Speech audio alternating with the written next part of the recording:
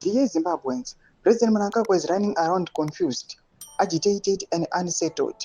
He has told his inner circle that he is in a catch-22 situation. Sara pana mashoko ari kuda panguva ino zvinhu zvitika muri wenyika yeZimbabwe ari in a catch-22 situation.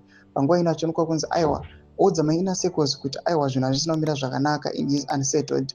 Don't subscribe or like or turn the bell icon. Tinoenda paX yendo yatafadzwa Bambaninga anodanyira achiti while he has been banking on Zvigananda funds to coup-proof himself by using their looted funds to buy army generals and avert a coup, his situation has become untenable after his most reliable Sangoma in Masvingo instructed him to arrest Tagure Chivayo and Mwaya if he wants to save his throne. The Svikiro then ordered him to perform some rituals this weekend at his farm in Bikita, where he brazenly buried one of his twin sons' child, despite the fact that neither his family nor his sons stays there. Chivi South MP Felix Babarudze was instructed to go and kill a cow at Mnangagwa's farm in Kwekwe and take the carcass to Bikita for rituals to thaw General Chiwenga's anger and save ED from that the Svikiro described as imminent and disgraceful removal from power. ED has been reluctant to arrest Zvigananda for two reasons, and the Svikiro's command has just complicated things further for him.